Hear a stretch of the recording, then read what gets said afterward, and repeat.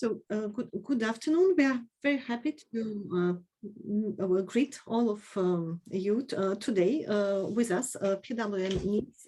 We have a traditional webinar once per month on very interesting topics. And today we have Monika Searle, who will be talking to us on a very engaging and highly personal topic of food. So Monika is a nutritional therapy practitioner and health and wellness coach. Monika has trained a lot in the UK, has a huge international exposure. So today we have attendees from Nice, from our location, but also we have had some international attendees registered. So we are very happy to start. And to pass the, I will pass the word to Monika. Just let me remind that the event is recorded. If I can kindly ask you to put the cameras on, if it is possible, because it creates a more personalized atmosphere. And we can also use the chat for questions and comments. We are moderating the chat, so don't hesitate to put your questions in, and we'll do it all along the meeting. So we will try. We will have a specially dedicated time at the end for discussion and all the questions. So thank you so much for your attention, and I'm happy to pass. Oh, sorry, we have a question.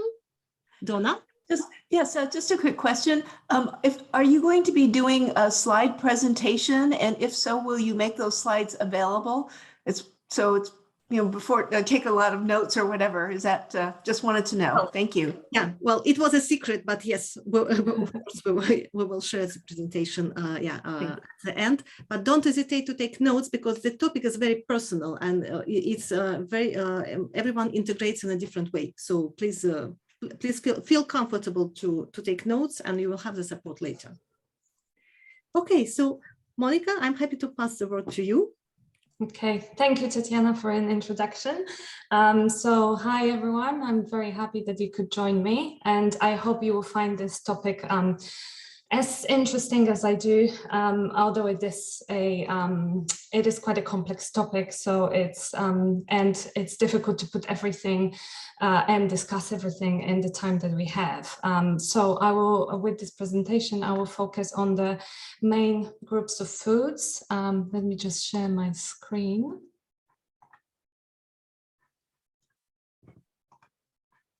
Can you see my screen? Yes. Perfect. So I will focus here on the presentation on the main groups of food that are very important for our brain health, to help us make changes to our nutrition and to support our mental function and our cognitive function as well. So just a little bit about me. So I found the interest in brain health and wellness health, mental wellness, because of my corporate job before. So I did suffer through burnout, and I did go through a lot of mood swings, and I was quite down, and I struggled with sleep. Actually, I developed insomnia, which I managed to overcome. But it still happens from time to time. So it's not back 100%. But this period when I was working for a really demanding company, when I was under a lot of stress and a lot of pressure, I found myself that I lacked energy, and I was really tired all the time. And that's why I am very interested now in supporting people just like the members of PWN, because of the environment and how taxing it can be on our health. So that's why I'm focusing on the brain and the support that the food offers. So this topic is an extensive one, and like I said, I will try to focus on the most important things, so everyone can take out whatever you need from this I will share with you some simple but powerful changes that you can implement to optimize your cognitive power and delay brain deterioration. So I hope you will feel inspired. And for those who might want to have more personal support and optimize their productivity, there will be an opportunity to take it a little bit further and book a free 30-minute consultation with me, but I will talk about it a little bit later.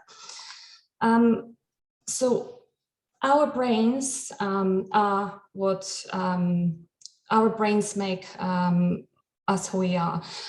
It allows us to sense, to feel, to remember, to move, and without the brain, there is no self. Our brains work really hard all day, every day, 24/7, even when we are asleep. So it does require a constant supply of fuel, and that fuel comes from the food that you eat.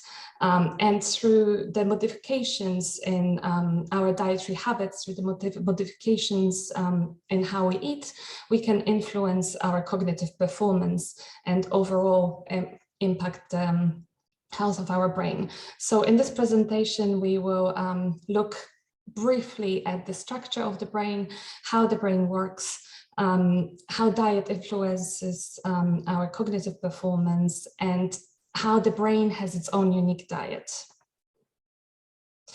So again, feel free to make any comments or ask any questions throughout the presentation, and we will answer them as we go along or at the end.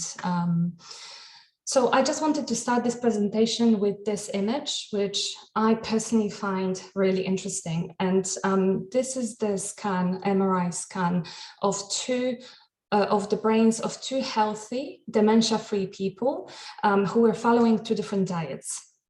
And on the left here, you can see the scan of the brain of a 52-year-old woman who was on Mediterranean diet for most of her life. And on the right, you can see a brain of a 50-year-old woman who was on the Western diet for most of her life. So we're talking fast foods, we're talking processed foods, sugary foods. And then, as you can see, the brain on the left, so the brain here, it is, according to the Dr. Lisa Mosconi, this brain is the brain that you want to have when you're 52 years old. So it's really healthy brain. And as you can see, it takes up most of the skull, most of the space in the skull, whether the brain on the Western diet, it shrunk. So as you can see, the arrows point to the areas of atrophy of the brain. So this is the death of neurons, and this is caused through the dietary habits and through the foods and drinks that we consume.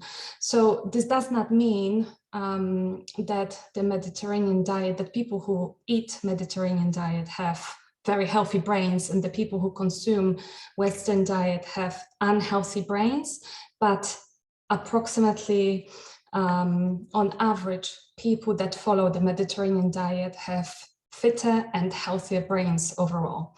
So adopting a brain healthy diet is a key to maintaining optimal cognitive capacities into old age, delay or even prevent the debilitating diseases like Alzheimer's. So in order to understand how we can best support the nutritional needs of our brains, we just need to look first at the structure and how it works. So throughout the years, from the prehistoric times to the present day, our brain has pretty much tripled in size. And that's mainly due to the changes in the eating habits of our ancestors. So here on the image, you can see the brain scan of the human brain and the chimpanzee.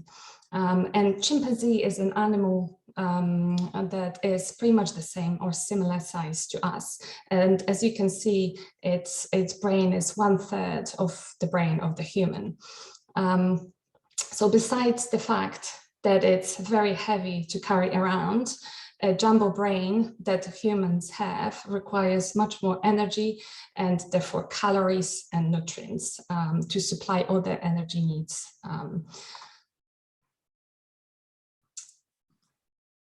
let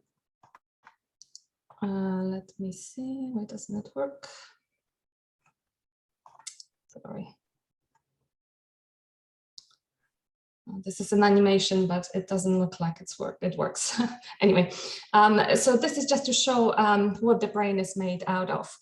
So as we can see, 80% of water, 80% of the brain's weight is water, 11% is fat, 8% is protein, 3% vitamins and minerals, and just a pinch of carbs. And we will look through at all these nutrients as we go along a little bit closer. So how the brain works. So this is just a video showing how the neurons, the brain cells, communicate with each other. So I'll just play it. So neurons are information messengers, and they use electrical impulses and chemical signals to transform information between different areas of the brain and the rest of the system. Neurons communicate with each other by sending neurotransmitters, so these chemical signals, across the tiny spaces called the synapse, which we see here. And neurotransmitters are responsible for how you think, how you talk, how you dream, and how you remember. They spur the impulses that wake you up, that make you sleepy, and that keep you focused, and even cause you to change your mind. And our neurotransmitters are created from one source, and that is food. And the production of these neurotransmitters is very sensitive to any changes in our diet, and especially in the intake of the protein.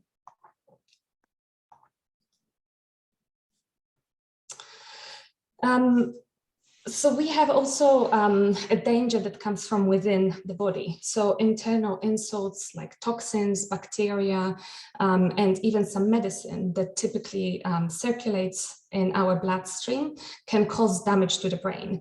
So the brain has a sophisticated mechanism which prevents, which makes a barrier, and it protects the brain from those harmful substances. So as you can see on the image, this is something called blood-brain barrier. That so this is a blood vessel within the brain, and the white areas is the brain tissue. So the blood-brain barrier is made of a wall of flattened cells that you can see here on both sides of the blood vessel, and they are so tightly knit together that it's very impermeable, and it only lets through certain nutrients that are recognized as safe and necessary for the brain. So as you can see, there are certain gates, transporters and receptors within the membrane, which only let through the very specific nutrients that are necessary for the health of the brain and that the brain can use. So it's a little bit like a bodyguard at the VIP party. It can only let through the guests that are on the VIP list. Other guests stay outside and they do not get to go through. And this is very, very good protection mechanism for our brain. So water is the most welcome guest, and it flows in and out freely, so do gases like oxygen. The rest of nutrients, they come through these gates. Taking care of our brains is a lifelong process. So before, we used to believe, there was a belief that we are born with the amount of neurons that we get for the life.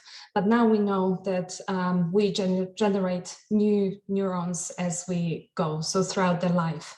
And according to the Professor Jonas Friesen at Karolinska Institute, we make approximately 700 new neurons every day. And so by the time we are 50, we would have replaced all the neurons that we were born with the new ones.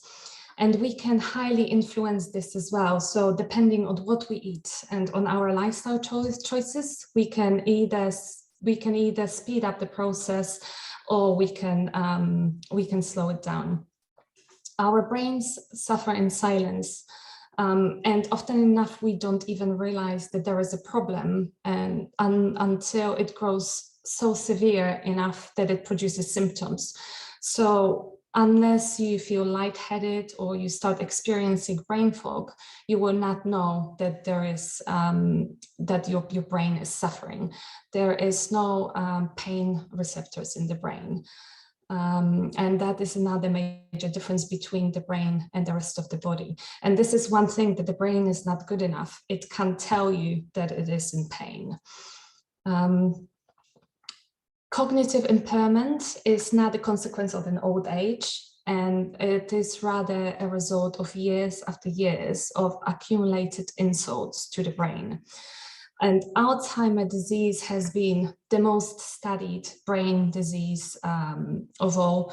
And the scientists have been able to map the gradual progression of Alzheimer's disease, which takes 20 to 40 years before we even have symptoms, any clinical symptoms. So this means that the changes in the brain that can lead to dementia can begin as early as young adulthood. And as scary as it sounds, that gives us the precious window to focus on prevention. And fortunately, there are many things that we can do to help our neurons and brains stay strong. So how the diet influences our cognitive performance. Human brain has its own unique diet. Then the rest, it's different to the one of the rest of the body. So you wouldn't eat the same if you were trying to lose weight to when you would be trying to run a marathon. And the same goes for the brain.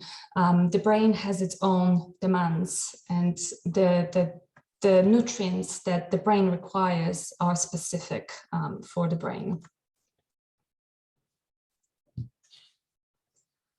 And our modern diet couldn't be more different now to what it was for our ancestors, both in terms of quality and quantity. And since the agricultural revolution, humans have radically changed their lifestyle and their dietary habits, and unfortunately not for the better. So we have gone really not such a long time, not long period of time, we have gone from primal to traditional to modern diet. So before we were eating unprocessed foods, local, seasonal, we were eating smaller portions, whether now modern foods, it's processed, it's refined, it's packaged, it's takeout, and it comes in high volume and big portions. For us, luckily, we are much more ahead of UK, for example, and United States, where the Western diet is a traditional food. Here, we have access to a lot of healthy food, like fish, but from my experience, and when I go, for example, shopping to a supermarket, I can actually see what people are putting in their baskets, and it is what I call gray food. So it is mainly, sadly, it's mainly processed foods, it's mainly packaged foods. So we are still better off than, for example, in the United States when it comes to the food that we can access. But there is still a lot of processed foods being consumed. So this is just, that shows the difference between the diet of our ancestors and the Western, it's called SAD diet, standard American diet. And as before, we were eating the meats of wild animals that used to provide us with high quality protein and brain-friendly fats. Now we replace that with meat domesticated and often cruelly raised chickens and cows. And the same goes for the fish. We used to eat wild-caught fish, and now we eat farm-raised fish, which has much poorer omega-3 profile and more toxins and pollutants, like mercury, for example. And one thing is clear, our brains haven't managed to keep up and adapt to the dramatic lifestyle and nutritional changes that have occurred rapidly, relatively rapidly. Our brains are not genetically prepared to consume the modern diet.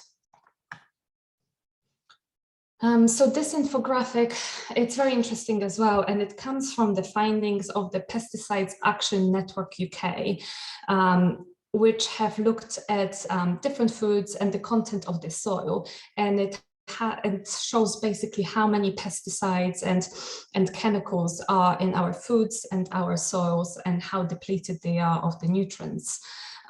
So this is an interesting report, and if anyone is interested, I can send the link. It's called The Cocktail Effect 2019. And sadly, nutritional status and quality of the foods that we eat have dramatically diminished.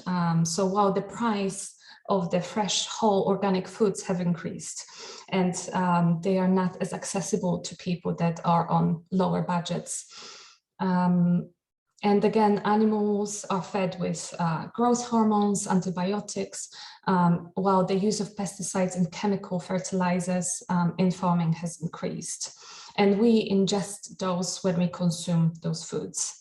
So this is scary, as the brain is the one organ in the body that is mostly damaged by a poor diet. And our brains are literally what we eat.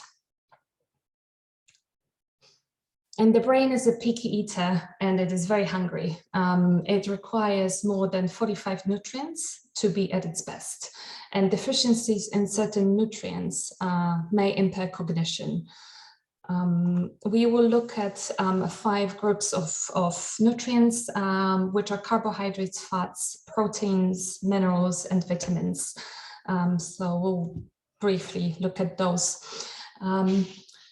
The foods that we eat, they are broken down into nutrients. So they are broken down into small molecules that are then taken up into the bloodstream, and then they are delivered into our brain.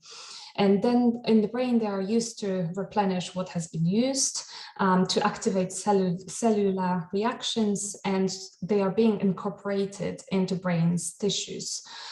So proteins, they are broken down into amino acids. Carbohydrates from vegetables and fruits and whole grains are broken down into sugars like glucose, fructose, and sucrose.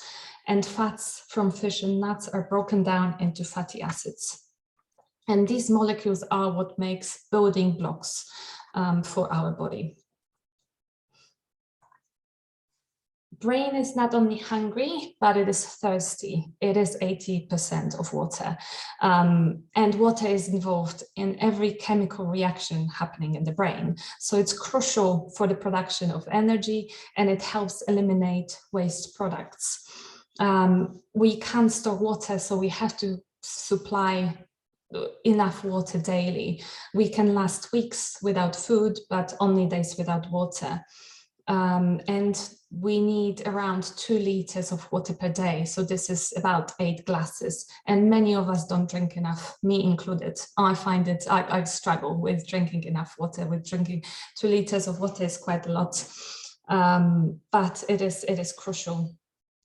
And dehydration can be especially dangerous to our brains. It can cause a number of issues like fatigue, brain fog. It can cause reduced energy, headaches, and mood swings. And dehydration has been shown to accelerate the shrinkage of the brain tissue and contribute to dementia. So drinking more water, if you made one change after this, drinking more water would be the most important thing you could probably do for your brain. It is important for greater cognitive power and to support the health of your brain. And our need for water will change as well, depending how active you are, what your age is, and the environment you live in. So if you live in the warmer climate, you will need much more water than a person that lives in Northern Europe, for example. Coconut water is a great alternative as well if you don't like plain water. And aloe juice is a very, very good choice as well. It's naturally antibacterial, antiviral, antifungal. It's about 99% water, and it has over 200 active components, from minerals and minerals to amino acids. So it's a great, great drink. We can also eat our water. So through eating water-rich foods, we can obtain about 1 to 2 glasses of fluids. So here we can see different examples of water-rich fruits and vegetables. So for example, pepper is 92% water, tomato is 94% water. So now we move on to fats, and fats is one of the most misrepresented nutrients as well. So its reputation has gone from being an enemy to being a nutrient that is crucial for our body's health. We are being told that eating fat is necessary to ensure that our brains work correctly. But whenever people's diets are analyzed more closely, it turns out that the fat that they consume comes from a sizzling slice of bacon or a piece of cheese or a croissant. And fat isn't just fat, and all fats are not equal. Another common misconception is that the brain needs fat for energy, but actually brain lacks the ability to burn fat for energy for itself. It only requires fats for the support and the brain structure. And these fatty acids are so precious to the brain that as soon as they arrive, they are being used. And so the essential fats that the brain needs are the polyunsaturated fats, and the most known ones are the omega-3s and omega-6s.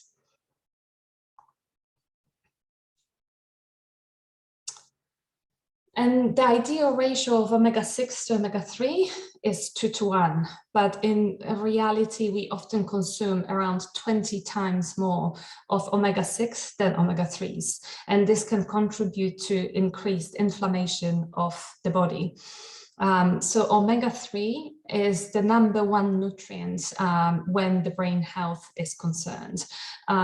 It is great to help fight the age-related cognitive decline and dementia. The goal, ideally, we should eat at least 4 grams a day of healthy fats. And it's actually not that difficult to achieve. So for example, a small piece, 85 grams of wild Alaskan salmon, provides us with half of that, so with around 2 grams of omega-3 fats. And then if you pair it with a handful of almonds, then you're good to go. Good sources of omega-3s are fatty fish, so it's salmon, it's trout, it's tuna, it's sardines. We have olive oil, almonds, walnuts, chia, and flax seeds, and eggs. Eggs are another brain-loving food. Egg yolk especially is a nutrition bomb. Eggs contain all sorts of nutrients that are necessary to sustain a developing organism. And it's all eggs, not just chicken eggs. We should not forget also the fish eggs. Caviar or roe are a great source of omega-3s. Omega-6 fats, intakes of these fats should be drastically reduced, and we actually need very little. So just a few drops of grapeseed oil or a handful of peanuts is all that your brain needs for the day. But unfortunately, it's easier said than it's done, because the typical diet that we consume is much richer in omega-6s, and that's why there's such a big imbalance between the consumption of both. So we can make easy swaps here. So for example, if you want to increase your omega-3s, you can substitute the peanut butter for an almond butter, which has much better profile of omega-3, or walnuts are a great substitute as well. And the good idea is also to swap any red meat for fish, which is much richer in omega-3s. So what to avoid? saturated fats and trans fats. Saturated fats, it can cause inflammation in the body and can reduce the flow of oxygen specifically to the brain. So it can affect its performance. It can impact our mental capacities and increase our risk of dementia. So while the body certainly needs some saturated fat to stay healthy, when the brain is concerned, the less saturated fat, the better. We, of course, consume the saturated fats, and we do need it, like I said, for the body, but the best way is to opt for the foods that are fresh, organic, which are much better for you than any processed foods. And then dairy products, so we should go for fermented organic whole milk products like yogurt and kefir, which also have added benefit of supporting our digestive system. Trans fats are public enemy #1, and this is the worst possible type of fat that we can ingest. They are a substance made by men in the laboratory, and the purpose behind creating this was to produce a fat with specific consistency. So this one is nearly solid at room temperature, but it melts when it's heated. And it helps extend the shelf life of the product. They raise cholesterol and promote inflammation in the body. They are really bad for your health. Luckily, we are protected in the European Union, and as of April last year, so a year ago, any foods containing more than just a trace of these fats are banned from the European market. So this makes EU nearly free from trans fats. However, it is important to know about this because you can still come across this outside of the European Union. So, for example, some restaurants use these fats in their deep fryers because they don't have to be changed as often and they are much cheaper. And they are easily spotted in the food. They are present in most processed foods and that have very long shelf life. And you can see it on the nutritional label at the back. So you should keep an eye on this one. Protein. So this is the third most important nutrient for our brains. And this is made of smaller units called amino acids. And protein is necessary, especially the amino acids are really necessary for production of the neurotransmitters. So it's the chemical molecules that the brain uses for communicating and signaling and processing information. So we have to ensure that we provide, that we eat protein, the food sources of protein every day. Some of these amino acids are produced within the brain, but the ones that they must be obtained from the food are called essential amino acids. And like I said, these essential amino acids have to be provided from the food. And the foods most rich in protein are generally of animal origin, like eggs, fish, milk, chicken, pork, beef, and these provide all the essential amino acids. They contain complete proteins, where the many plant-based foods, nuts and seeds, they are also a great source of protein, but usually incomplete. So vegans and vegetarians, they have to be very careful. They have to watch their consumption of protein, and usually they have to combine different protein to obtain all the essential amino acids. These are examples of the plant-based protein.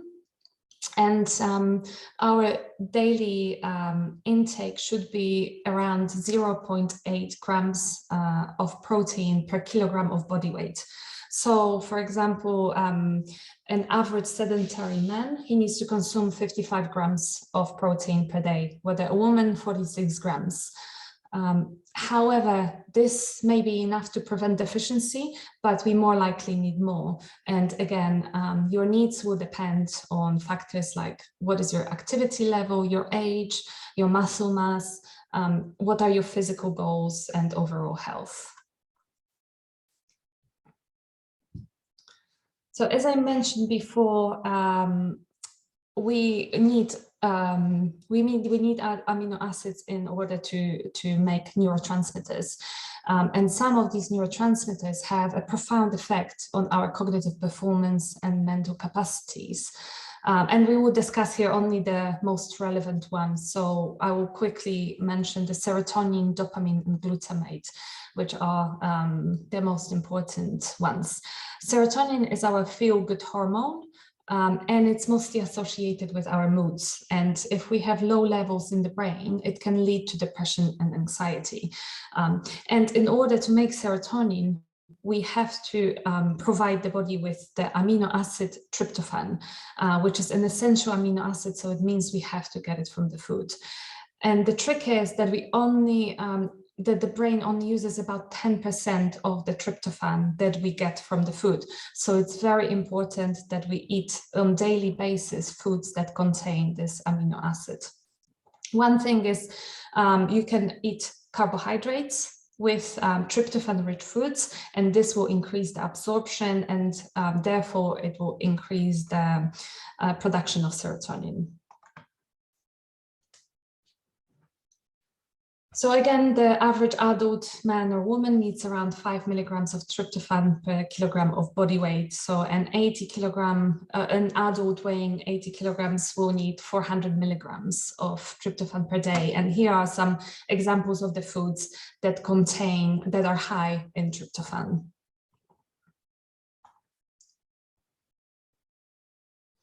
Dopamine is another important neurotransmitter, and it influences our reward and pleasure centers.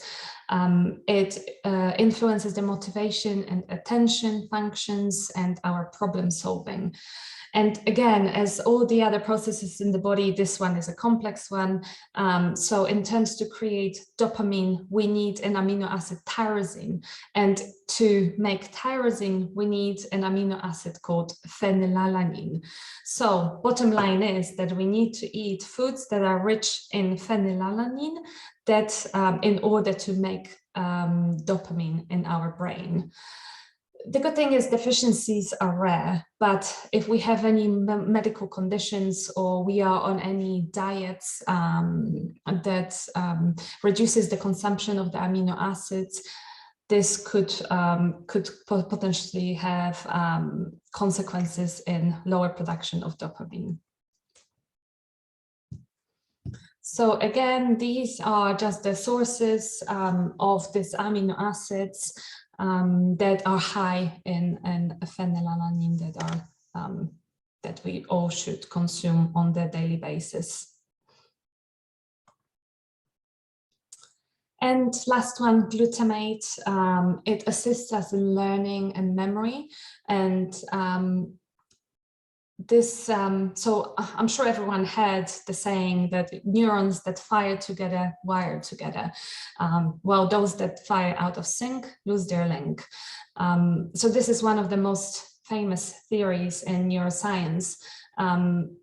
Basically, the connections between two or more neurons are strengthened or weakened depending on how often those neurons are activated in tandem.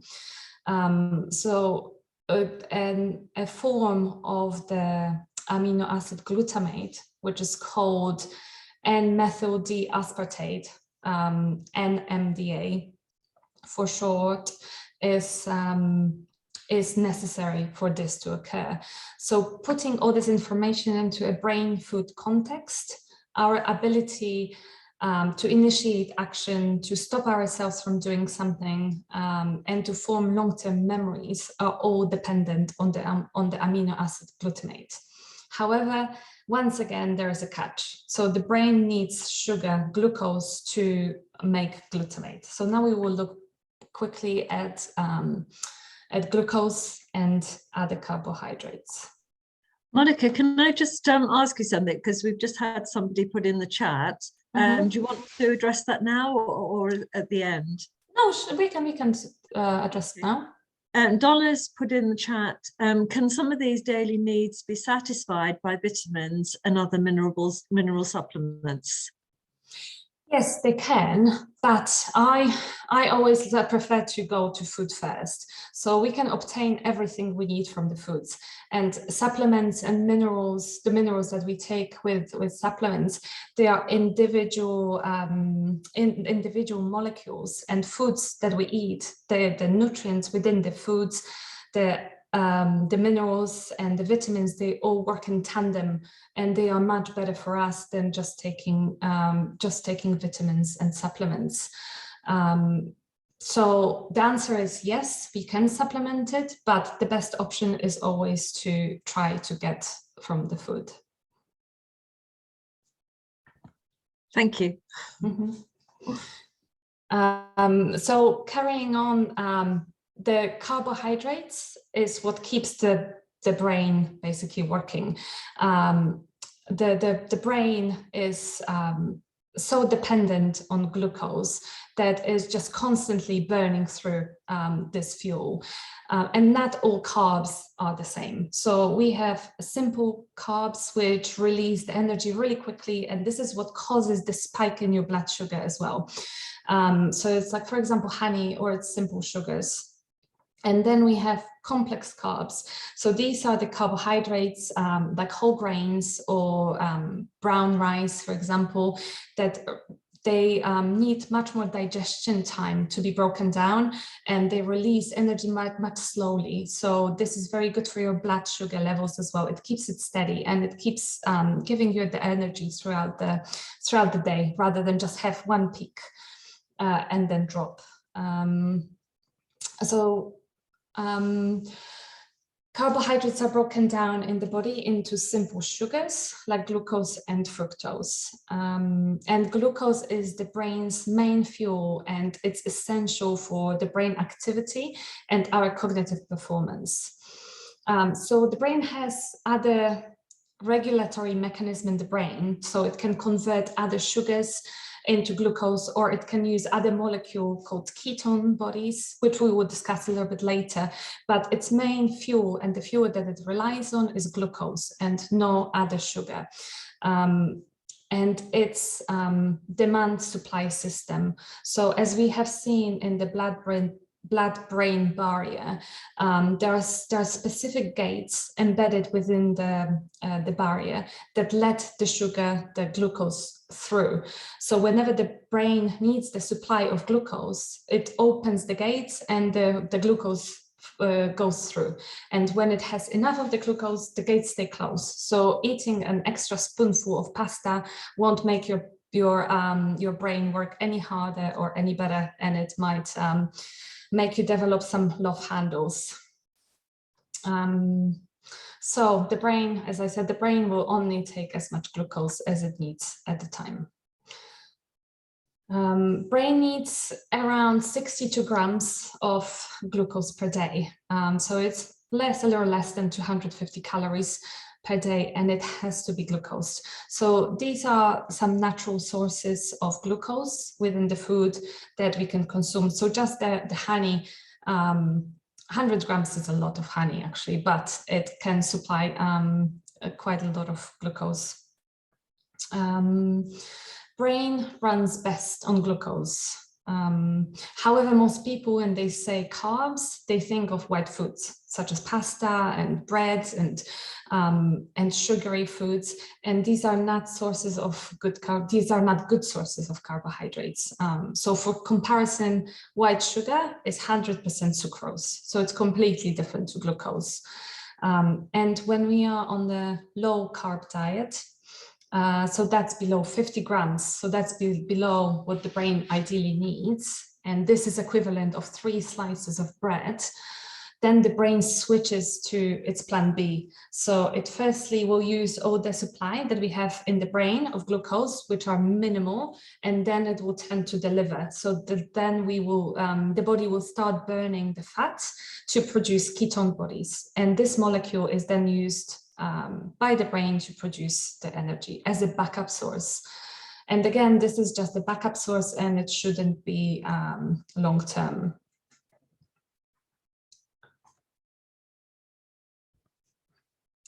So micronutrients now, really quickly.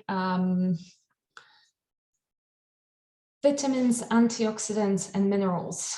And they are all essential for the brain's health and brain's activity.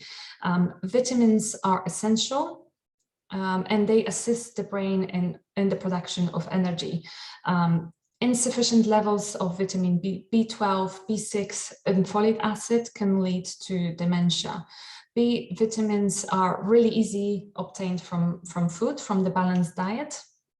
Many plant-based foods are rich sources of folate. So for example, black-eyed peas or lentils or spinach, they're really good sources of folate. B12 can be found in shellfish and fish, salmon, trout, so another reason to eat fish. Also chicken and eggs, beef and dairy. So again, just 85 grams of salmon, which is just a small piece, it will supply us, for example, with omega-3s for the day, and then it will provide us with 3 times of the recommended daily dose of B12. If you add spinach and avocado to it, then you get yourself a brain healthy meal.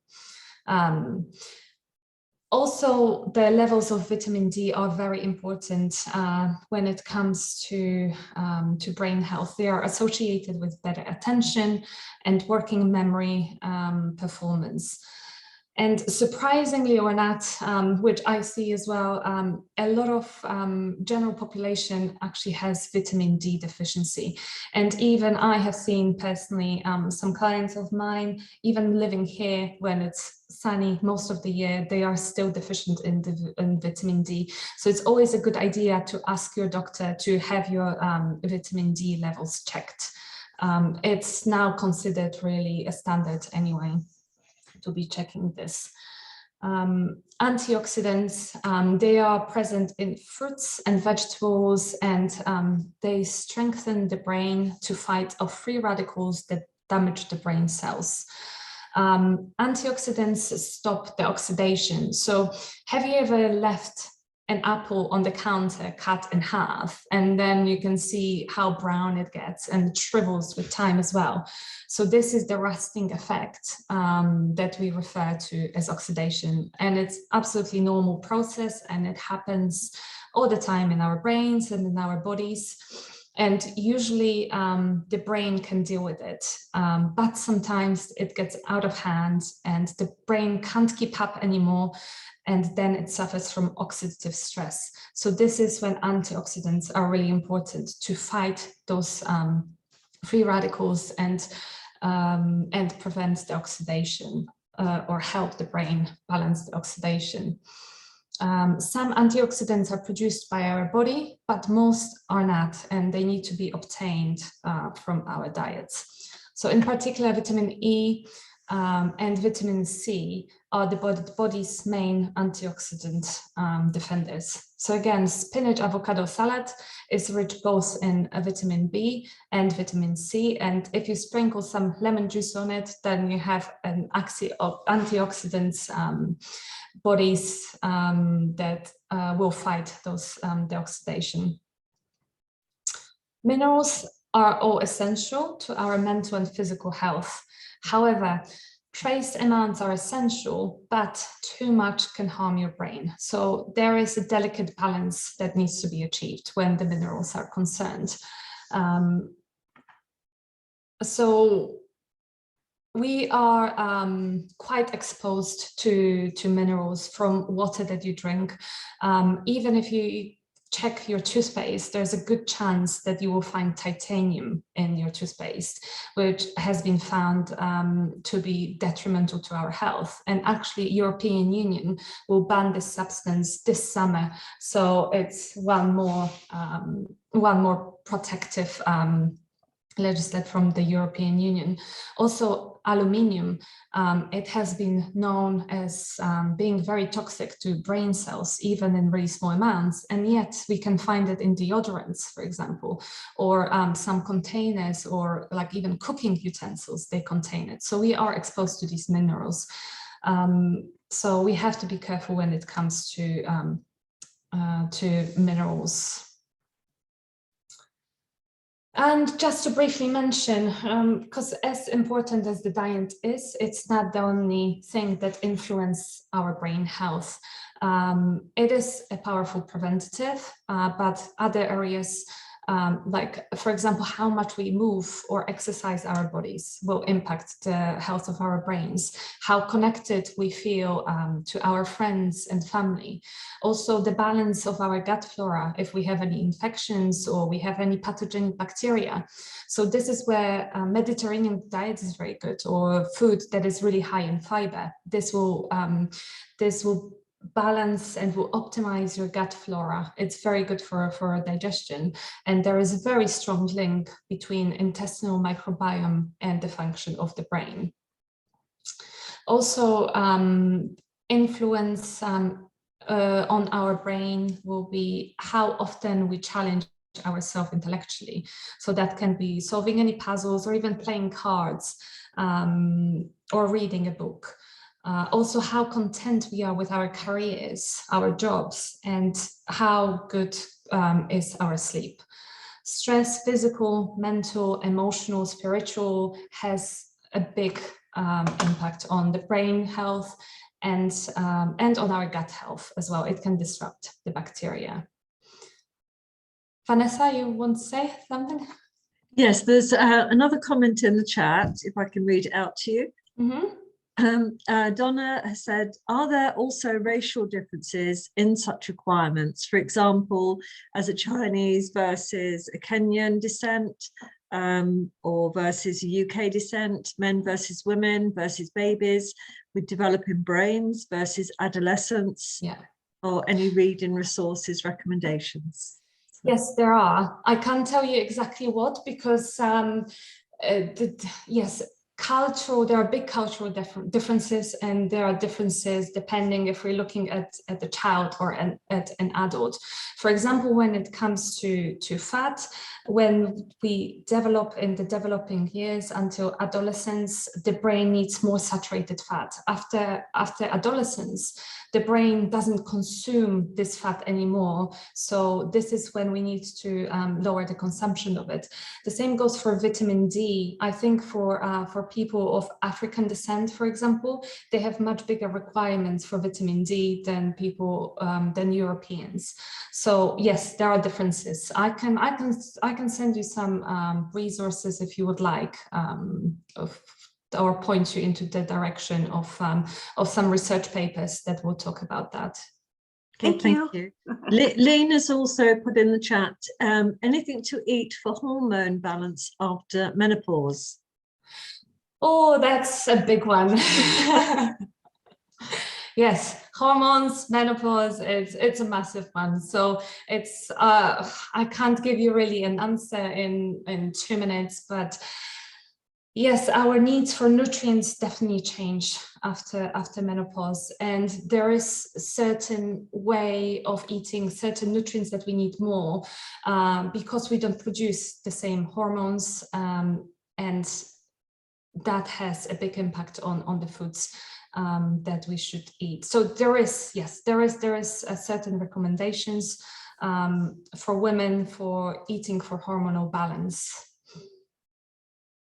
But like I said, it's too big of a topic to be explaining it here. I can send you, I don't know, a good recommendation maybe for a book or a paper or something that explains a little bit more about the hormonal balance. Okay, thank you. There is another comment in the chat, but perhaps it's a nice time for people to unmute and ask it personally.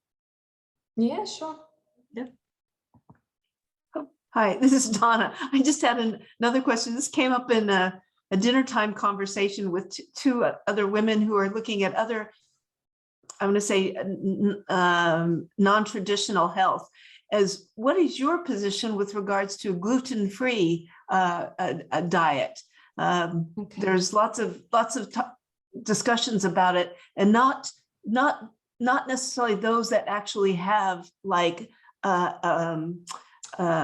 oh gosh, I'm forgetting the disease, celiac disease. Yes, Those kinds of diseases, but just to have a gluten-free diet is better for your whole being. So this is another very controversial topic, just like a topic of soy products.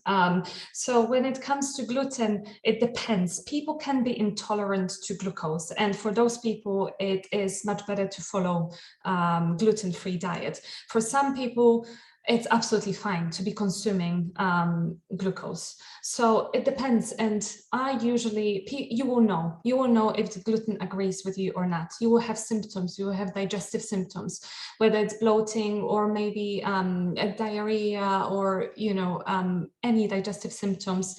And then the best way to find out is to stop eating gluten for 2-3 weeks, and then see how you feel, and then slowly introduce it back into your diet.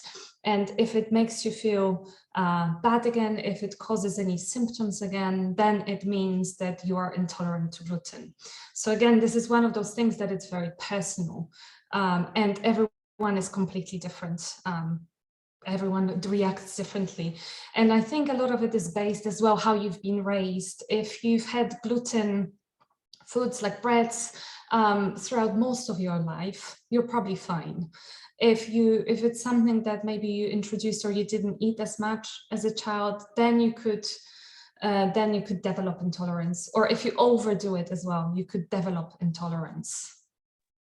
I actually saw a documentary about this, and there's actually some tests now that can help people guide that. And people that had no idea that they had a gluten intolerance got tested positive, and when they changed their diet, it was like a miracle. It was very interesting. It was a documentary, and is interesting that far more people are just not aware of it.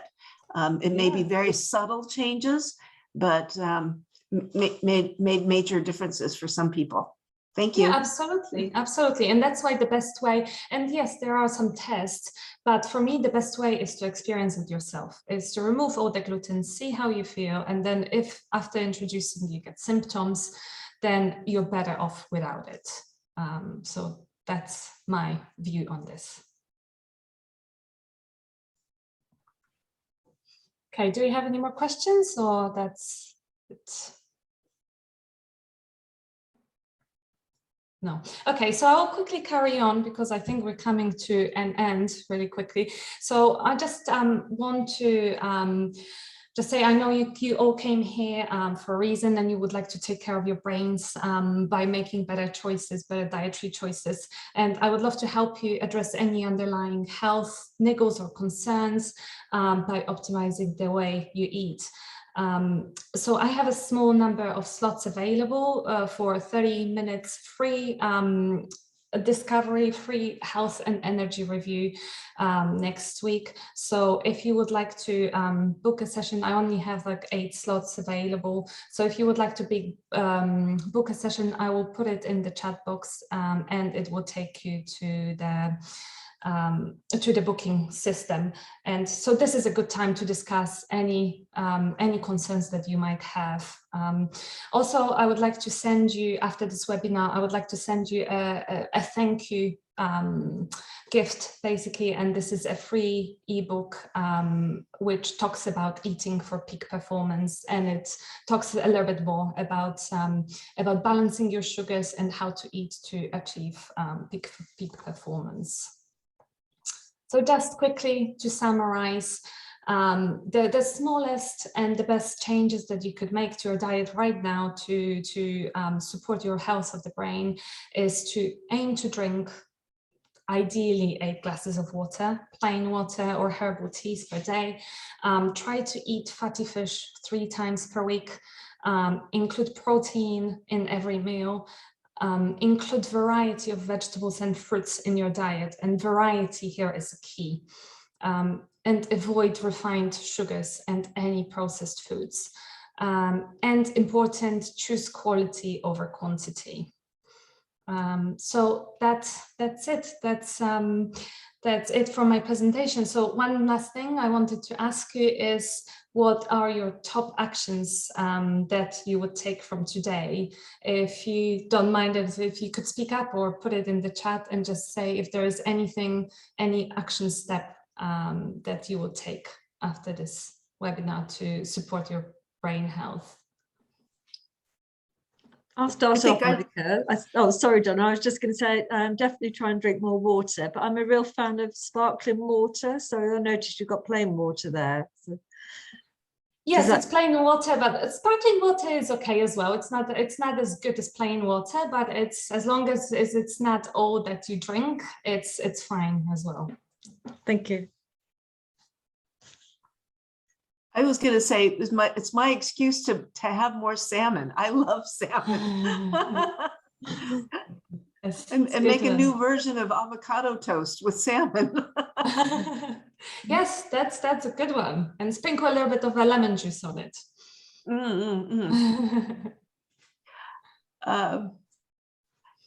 Can I make a little, I don't know, just say a little plug of sorts? So I am a sustainability consultant. My last job was working in sustainability in a company, and that's what I do now. And a webinar I attended yesterday was, people that were looking in jobs in that field. And the person that was saying is, everybody has a role in this. No, you don't have to have sustainability in your job description. And she was giving all kinds of examples, which says one of the things is in terms of for people to eat healthier, to move towards more plant-based products, that if from an environmental perspective, eating red meat or meats is also an issue or a problem for Mother Earth. And also, in terms of creating new jobs is sustainable agricultural techniques. And they talked about that, but also for chefs. She says, everybody's like change the culture, change the behavior, come up with really interesting, fabulous recipes with, these foods. So I thought that was interesting. So in my talks now, I'm going to say, because what can you do from an individual perspective, aside from your job and, financially supporting companies using it by your investment and your buying power, but eat healthier and promote this from a nutritional perspective as well as from the environment. Sorry, I just thank you, Donna. That's great. Actually, I've just got a couple more comments as well. Thank you very much, Donna. That's really interesting. I'll just read out the ones that are in the comments, just so we've got those as well. Beth said she's going to always trying to eat a greater variety of quantity of fruit and vegetables. Alina said I like that one. Think brain when eating, not just body. Yes. Yeah. Yes, exactly. That's a good one, because we don't really think about how the food affects our brains really. And the brain is, as you have seen, it's very sensitive to the foods that we eat. So the biggest variety, the better. So there is something called it's even on my website, on the blog. I have something called 30 plant-based foods challenge. So this is something you can print out, you can put on your fridge, and then you tick, or you can only tick one food once throughout the week. So no matter if you did twice or 3 times, you can only tick it once. And your aim is to go for 30 of these foods in a week. And that's it's so good for your microbiome and for general health, because like I said, the variety is the key. Excellent. Thank you. So you don't recommend those, those things where you starve yourself for a certain number of days and then those tox washes, those are what people are also doing. Fasting. Yes. Yeah, no, Fasting. I do. Fasting, I am a fan of fasting because it gives your digestion system, it gives it a break. So, but for me, I'd rather go and give myself an eating window, which could be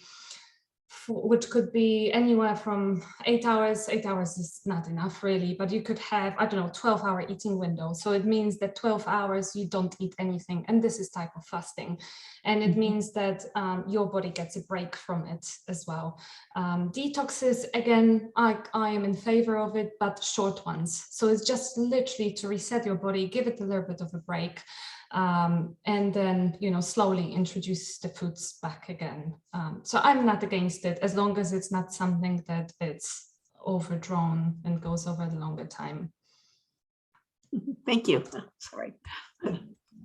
So thank you so much. Thank you so much, Monika, for this very interesting and deep information about the food. It was, well, I was really impressed, and I think all of us have many takeaways. Well, thank you, because I know it's a little bit of a complex and it can be dry. So I hope you took away a few things and you enjoyed it. Yeah, so thank you so much. Thank you to everyone for your attendance and for your time and for your attention and interest to us. And to close the webinar, I would just kindly ask you some attention to it, just to announce that we have 2 other events next week with PWN Nice. We have one webinar which is held in French, but which is also open to English speaking people.